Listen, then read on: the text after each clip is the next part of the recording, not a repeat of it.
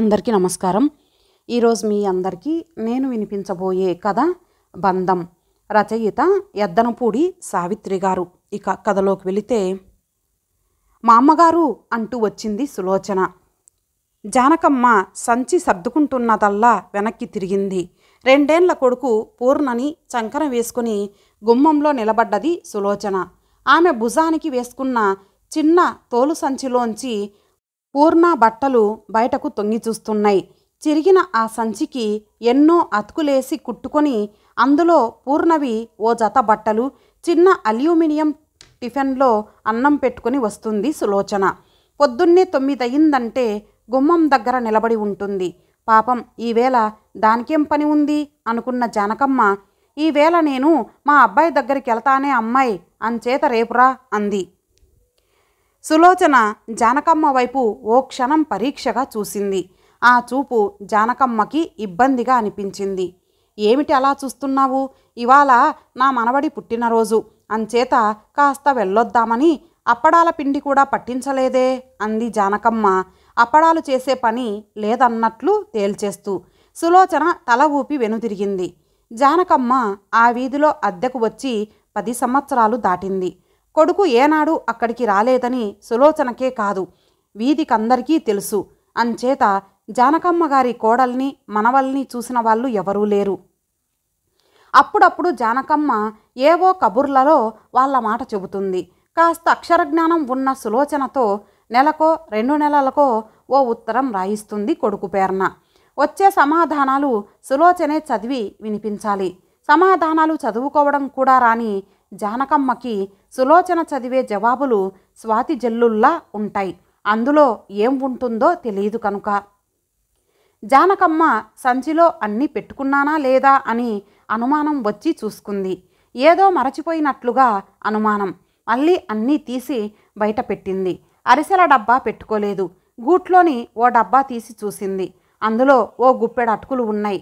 అవి చిన్న ప్లాస్టిక్ కవర్లో పోసి గూట్లో పెట్టింది. ఆ డబ్బాలో ముందటి రోజు చేసిన అరిసెలు పెట్టింది. ఆ డబ్బా సంచిలోకి దింపి పైన కారప్పూస డబ్బా పెట్టింది. మళ్ళీ ఏదో గుర్తొచ్చింది. తన ట్రంకు పెట్టె తీసి అందులో పైనున్న ఓ చిన్న డ్రెస్ తీసింది. పర్లేదు, సరిపోతుంది, ఇంకా వాడికి 3 ఏళ్లేగా అనుకొని ఆ డ్రస్సు సంచిలో పెట్టింది. పెట్టె అడుగున చిల్లర తీసుకొని లెక్కబెట్టింది. సరిగ్గా 20 రూపాయలు ఉన్నాయి. ఒక్కసారిగా ఆవిడ మొహం దిగులుతో నిండింది. నిన్న అప్పడాల కోసం మినప్పప్పు తెప్పించక బియ్యం తెచ్చి పిండి కొట్టించింది అరిసెల కోసం. ప్రక్కింట్లో అద్దెకున్న కుర్రాడు రాజీవ్ అప్పడాలు కొనుక్కొని 10 రూపాయలు ఇస్తే శనగపిండి తెచ్చి జంతికలు చేసింది. ఈ 20కి మరో 10 ఎవరినైనా అడిగి రేపటి రోజుకి అప్పడాల పిండికై మినప్పప్పు తెప్పించాలి. మరి వెళ్ళేందుకెలా? వెళ్తూ వెళ్తూ పసివాడికి బిస్కెట్లు తీసుకెళ్లొద్దు అని మళ్ళీ ఆలోచించింది. ఆవిడ మనసు రేపటి అవసరం కంటే మనవడి బిస్కెట్ల వైపే మొగ్గు చూపింది. చిల్లర మహా అయితే ఇంకో 4 రూపాయలు ఉంటాయి పెట్టే అడుగున. బస్సుకు ఎంత అవుతుందో? అయ్యో, సులోచన్ని అడగాల్సింది అనుకుంది. అలా అనుకుంటూనే ఇంటికి తాళం వేసి బస్టాప్ వైపు నడిచింది. ఓ అరగంట తర్వాత 3వ నెంబర్ బస్సులోంచి తార్నాక దగ్గర దిగింది ఆవిడ. ఇట్నుంచి ఎటెల్లాలో ఏమిటో ఆవిడ కంటికి ఎదురుగా ఓ అమ్మాయి పుస్తకాలతో కనిపించింది. బస్సు కోసం నిలబడ్డదేమో. అమ్మడు, విజయపురి కాలనీ అంటే ఎక్కడ తల్లి అంటూ అడిగింది. పాపం ఆవిడ్ని చూసి జాలేసిన ఆ అమ్మాయి ఎడం చేతి వైపు తిరిగి, తిన్నగా వెళ్ళండి, అక్కడ రైల్వే డిగ్రీ కాలేజీ ఉంటుంది, దాని ఎదురుగా సందులో తిన్నగా వెళ్ళాలి అంటూ ఎలా వెళ్ళాలో చెప్పింది. అయినా అంత ఎండలో బయలుదేరారు, దూరం నడవలేరు, పోనీ ఆటోలో వెళ్ళండి అంది మళ్ళీ. ఎండాకాలం ఎండ, మరి మండిపోదు? అయినా 12 అయితే తిరగడం కష్టం కానీ ఇప్పుడు పర్లేదు, 4 అడుగులు వేసి ఆటో ఎదురుపడితే ఎక్కుతాలే అంటూ బలహీనమైన చేతుల్ని పరీక్షించే సంచిని పట్టుకొని నడుస్తూ ఓ చేతిలోంచి ఓ చేతిలోకి సంచిని మార్చుకుంటూ ముందుకు సాగిందావిడ. పాత చీర ఆవిడ లేమిని చెప్పకనే చెప్పింది ఆ అమ్మాయికి. కాస్త దూరం వెళ్ళాక ఆవిడకి ఇక నడవలేను అనిపించింది. 4 రూపాయలు టికెట్టుకు పోతే 16 రూపాయలు ఉన్నాయి. ఇంకా మనవడికి బిస్కెట్ ప్యాకెట్టు కొనాలి. ఆవిడ గబగబా నడవడానికి ప్రయత్నించింది. డిగ్రీ కాలేజీ దాకా రాగానే ఎటు వెళ్ళాలో ఇంకొకరిని అడిగి తెలుసుకొని ముందుకు దారి తీసింది. బాప్టిస్ట్ చర్చి దాటి ఇంకా ముందుకు డౌన్లోకి వెళ్ళింది. అక్కడ ఉన్న ఓ కొట్లో ఇంటి నెంబరు రాసున్న అడ్రస్ చూపించి ఎక్కడో కనుక్కుంది. ఇంకా ముందుకెళ్ళాలి. హఠాత్తుగా ఆవిడకి బిస్కెట్ల ప్యాకెట్టు గుర్తొచ్చి క్షణం ఆగి అయ్యో అనుకుంది. పోనీ 10 రూపాయలు చేతిలో పెట్టేదా అనుకుంది. అలా అనుకుంటూ ఇంకో 100 గజాలు వెళ్ళి గులాబీ రంగు బిల్డింగ్ ముందు ఆగింది. అదే ఇల్లు. ఆ కొట్టాయన చెప్పినట్లే ఉంది. గేటును తోసుకునేందుకు ఆ చేతుల్లో ఎంత శక్తి వచ్చిందో అంతే ఉత్సాహం శరీరంలోనూ వచ్చింది. లోపలికి వెళ్ళగానే గేటు చప్పుడు విని ముందు గదిలోంచి ఓ మధ్య వయస్కురాలు వచ్చింది. ఎవరు నీవు? ఏం కావాలి? బయట నుండి పిలవలేవు? ఆవిడ ప్రశ్న కంటే ఆ ప్రశ్నించే విధానంలోని సంస్కారం జానకమ్మను బాధించింది. 60 ఏళ్ల పైబడ్డదాన్ని మీరు అనైనా అనలేదు. గోపాలం ఉంటాడు కదూ, ఇక్కడేనా అని అడిగింది జానకమ్మ. లేడు. అదేమిటి, ఇదే అడ్రస్ అయితేను అంటూ అడ్రస్ కాగితం ఆమెకు చూపించింది. ఆ కాగితం అందుకొని చూసి 2 నెలల క్రితం వాళ్ళు ఖాళీ చేసి రైల్వే క్వార్టర్స్కు వెళ్ళారు అని చెప్పి లోపలకు వెళ్ళబోయిందావిడ. జానకమ్మకి నెత్తిన పిడుగు పడ్డట్టయింది. తనకు ఎలా తెలుస్తుంది ఇల్లు? అమ్మ, ఎక్కడి క్వార్టర్సో చెబుతారా? నేను తప్పకుండా వెళ్ళాలి అని ప్రాధేయపడుతున్నట్లుగా అడిగింది జానకమ్మ. రోడ్డు పైన రైల్వే ఆఫీసర్సు క్లబ్బు ఉంది.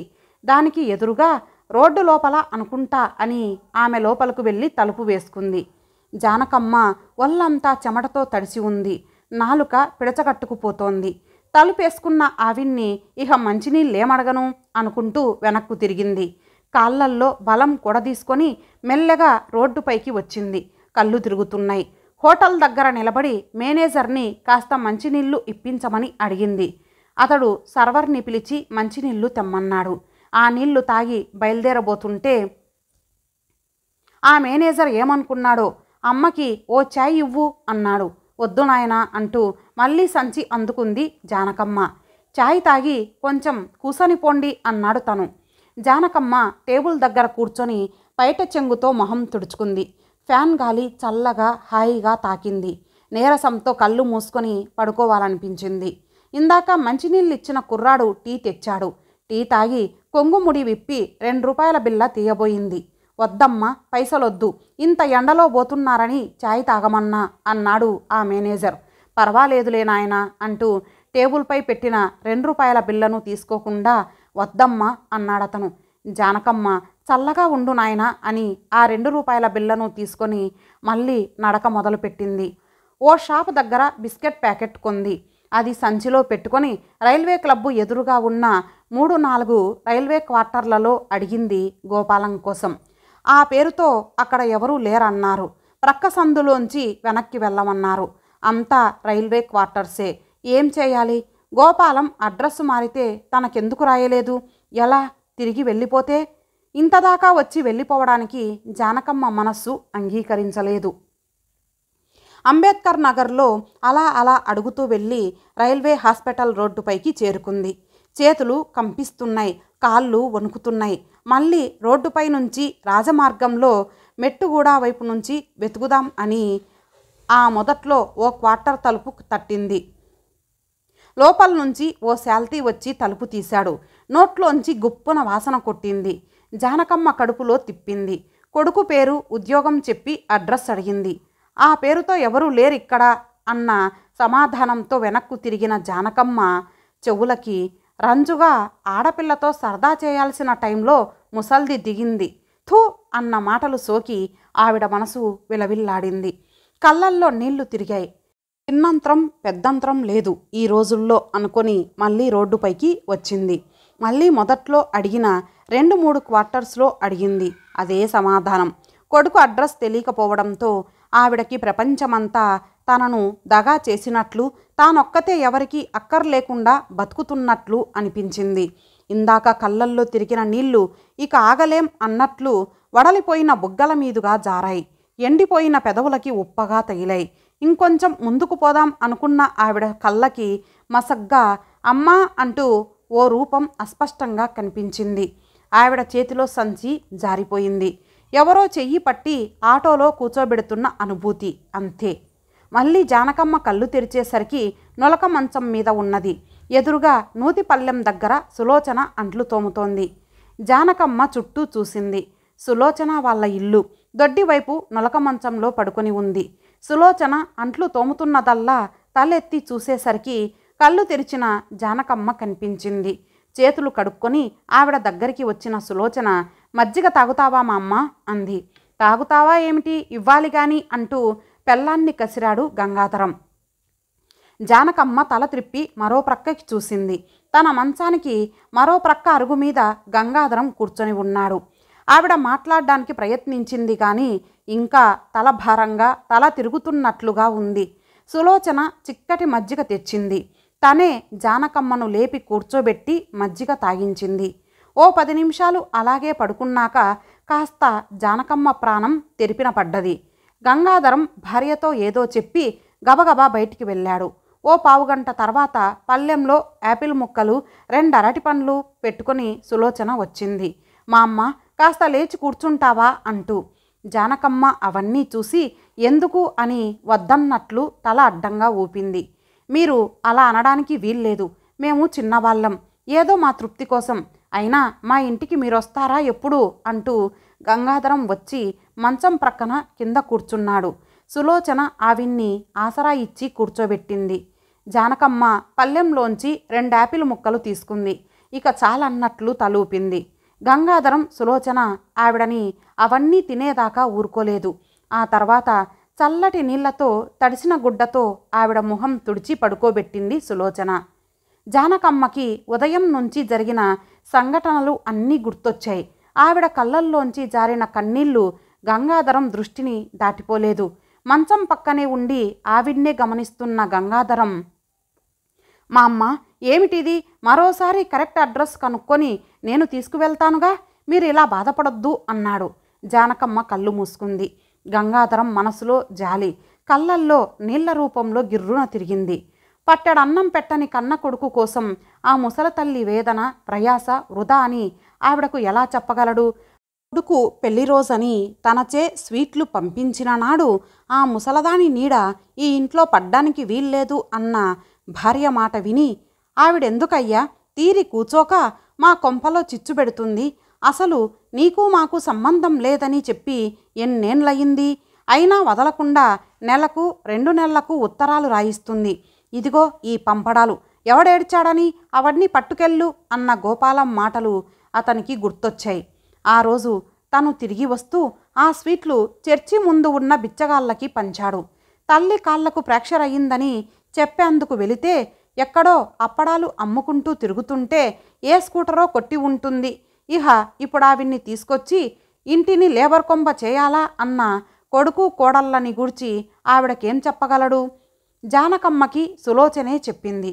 పిల్లాడికి తలనీలాలు ఇచ్చేందుకు తిరుపతి వెళ్ళారట అని. ఆవిడ బాధపడకుండా ఇప్పుడు తల్లికి దూరంగా ఉండాలన్న ఉద్దేశంతో విజయవాడ ట్రాన్స్ఫర్ చేయించుకొని రాంగ్ అడ్రస్ ఇంటావిడకి చెప్పారని తెలిస్తే ఆవిడ గుండె బ్రద్దలవదు. జానకమ్మకి కొడుకు గుర్తొచ్చాడు.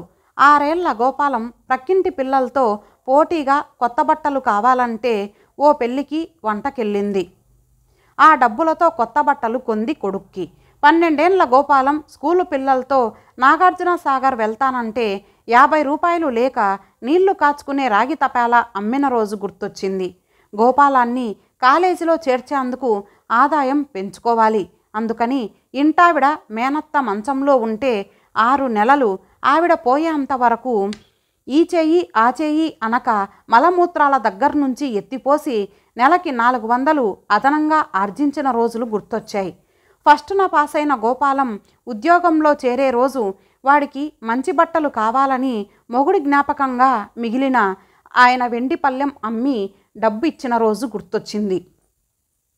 అవాళ అన్నీ అమ్మకి చెప్పే గోపాలం ఇవాళ అమ్మకి చెప్పకుండా ఎలా ఉండగలిగాడు? తను అప్పటి అమ్మేగా. మూసిన ఆవిడ కనురెప్పల క్రిందుగా కను కొనుకుల్లోంచి ఆ పక్కలకి కన్నీరు జారింది. పెదవులు వణికాయి. ఓ 10 నిమిషాల అంతఃఘర్షణ తర్వాత ఆవిడ పెదవులపై వెలసిపోయిన చిరునవ్వు వెలిసింది. ఆ రోజుల్లో వాడికి డబ్బు సంపాదించడం తెలీదు. వాడి అవసరాలు తను తీర్చింది. ఈరోజు వాడి సంపాదన ముందు తనెంత, వాడి అవసరాలు తనేం తీర్చగలదు? పసి వయసులో తెలియని అజ్ఞానం, ఈ వయసులో తెలుసుకోలేని అజ్ఞానమా? ఏదో చప్పుడు ఆవిడ ఆలోచనలకి భంగం కలిగించింది. పూర్ణ సంచి లాగినట్టున్నాడు. అరుగుపైనున్న సంచిలోంచి బిస్కెట్ ప్యాకెట్ కింద పడింది. ఒరే వెధవా, తప్పురా అంటూ సులోచన వాణ్ణి దూరంగా లాగి మళ్ళీ అన్నీ సర్ది సరిగ్గా పెట్టింది. జానకమ్మ గంగాధరం వైపు, సులోచన వైపు చూసింది. సులోచన, సంచి ఇలా తేమ్మా అంది. సులోచన సంచి తీసుకువచ్చింది. జానకమ్మ మనసు బలం పుంజుకుంది. లేచి కూర్చొని సంచిలోని డబ్బాలు తీసి సులోచనకి అందించింది. అదేంటమ్మా, వద్దు ఉంచండి అన్నాడు గంగాధరం. నువ్వు ఊరుకో, పల్లెంలో పెట్టుకురామ్మా, తలా కాస్త తిందాం అంది. కొత్త డ్రస్సు చేతిలో పట్టుకొని పూర్ణని ఇలా తీసుకురా గంగా అంది. క్షణకాలం ఆవిడ మొహం చూసి పూర్ణని ఆవిడ దగ్గరికి తెచ్చాడు గంగాధరం. పల్లెం పట్టుకు వస్తున్న సులోచన గంగాధరాన్ని చూసి నవ్వింది. లాగులో కాళ్ళు దూడ్చడం రాని పూర్ణని దగ్గరకు లాక్కొని డ్రస్సు తొడుగుతూ, వీడికి నా అవసరం ఉంది సుమా అనుకుంది జానకమ్మ. ఇంతటితో ఈ కథ సమాప్తం. మరొక మంచి కథతో కలుద్దాం. అంతవరకు సెలవు. నమస్తే.